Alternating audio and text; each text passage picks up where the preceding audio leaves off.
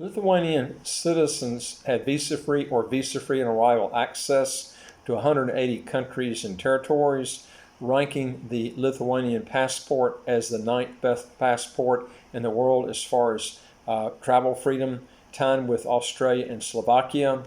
To get a residency permit in Lithuania, a person would need to set up a company and after 6 months apply for a residency permit in Lithuania.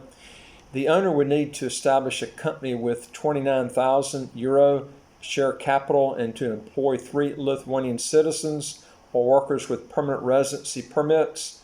To obtain permanent residency, you must live in Lithuania for at least 5 years with a temporary residence permit, and after this period of time, you have the right to apply for a permanent residency.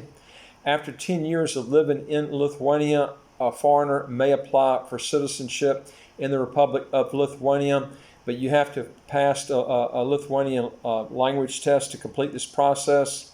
Under certain circumstances, Lithuania will allow dual citizenship, but as a general rule, will not allow it. The healthcare and education system is quite good in Lithuania. The corporate tax rate is 15%. The personal income tax is 27%. The sales tax is 21%. The Social Security tax for companies and employees combined is 21.27%. Lithuania taxes worldwide income. The GDP per capita of Lithuania is $20,000 a year. Okay, I'm going to give you my evaluation of the Lithuania citizenship or residency by investment program. And it is as follows. The Lithuanian passport is actually a real good passport because you got visa-free travel to Canada and the USA, but it's going to take you 11 to 15 years at least to get the passport, and you're going to have to pass a pretty complicated language test to get the citizenship, and even then you're not guaranteed to get the passport. In a country like St. Kitts, to give you an example, you can get the passport as quick as 4 months with no language requirements, and the main language is English. If you're going to go with a real estate option in St. Kitts, you would be better off to go with the real estate option too. And if you do that, there's a requirement to purchase a property of at least $200,000 US, and there are some government fees that you would have to pay on top of this. But the St. Kitts citizenship fees will be less than hiring these employees with Lithuania long term, because you're going to have to pay this every single year to hire employees there until you get citizenship. If you're trying to get the passport by setting up a company in Lithuania and residing there for many years, dual citizenship will not be allowed in Lithuania. The weather is really cold too in the wintertime, so you got to consider that if you like freezing cold weather, because you're going to have cold weather there most of the year. The taxes, in my view, are quite high. And when you get a second passport in a country like St. Kitts, you have no income taxes. St. Kitts also allows dual citizenship, and there's beautiful weather there all year round. St. Kitts also has no capital gains tax, no inheritance tax, because it's a pure tax saving, whereas Lithuania taxes all income on a worldwide basis. You also would have to have the ability legally to get a second passport where a country cannot control you, or if you travel to a different country, you want the ability to have a dual citizenship. Most people don't realize until they got a problem how valuable dual citizenship is. Countries that don't allow dual citizenship want to control you, and if you ever get a problem, you're stuck, because even if you've left the country, that country, all they have to do is not renew that passport that you've got, or they can cancel it. And you can't get any residency renews, any cedulars, citizenships overseas, because they're going to go by your current passport that you're going to have to turn in to get all this stuff done. So I would strongly advise you don't even consider going with a country that has a law that says you can't get dual citizenship. You don't want that.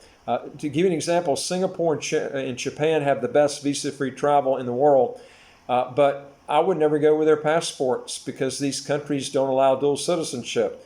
Remember this, and in fact I've gone through this in quite a few videos, is a good fast-track citizenship program has the following traits, and I wouldn't bypass these under any circumstances, and that is, number one, get a citizenship program that you know you can get as long as you don't have any sort of civil or criminal past. A lot of these residency by investment countries don't go by the statutory requirements after the minimum residency requirements have been made, therefore messing up your plans for a passport in a reasonable amount of time. And number two is make sure that the country that you're applying with has no military requirements to get the passport. And number three is make sure that the tax system that's in place for that country is either a territorial or has a pure tax haven tax system and does not tax worldwide income. And Lithuania does tax worldwide income, so this is something you really have to take in consideration. If you don't like socialism, there are a lot better options, and one of them is St. Kitts. That's a lot better option across the board. It ticks all the boxes that it takes all the negativity out of the program itself. And number four is make sure if there is a language requirement that you are already fluent in that language before you're applying for the passport. I see so many people don't get the passport because they never learned the language fluently enough to pass the language test to get the passport. And number five is always verify that dual citizenship is allowed or don't engage in that program. Number six is you want to get into a passport that has as many visa-free countries as you can get, but having the requirements I've mentioned previously. Now, Lithuania does have a real good passport as far as visa-free travel. You can go to Canada, the United States visa-free. But the negatives on the other points I brought out, the high taxes, no dual citizenship. You've got to, they don't allow dual citizenship. You're going to have to pass a test to get the passport. And the thing is you're also not guaranteed to get the passport even after all those years of residency. And number seven, remember that a lot of countries reserve their most lucrative business opportunities like insurance, real estate, retail business to citizens, and it takes you years to get that. So you're going to be barred out of those business opportunities if they have those restrictions. And this is a big key why it's important to get citizenship fast. I'm talking about in a few months.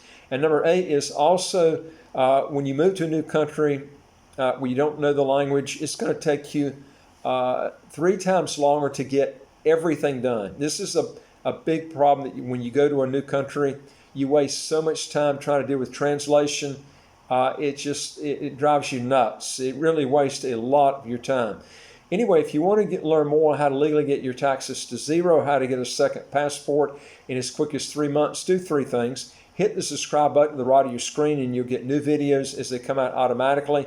And number 2 is I'd like to hear from you. If you got a question or comment, just put that below and I'll get back with you as soon as I get a chance. And number 3 is go to our website, www.citizenshipquickly.com. Fill out a questionnaire so we can help you get started. We deal with about 74 citizenship by investment or residency by investment countries that I know you'd be interested in and learn about. If you're not interested in St. Kitts or Lithuania, but look at some of the other countries that we've got.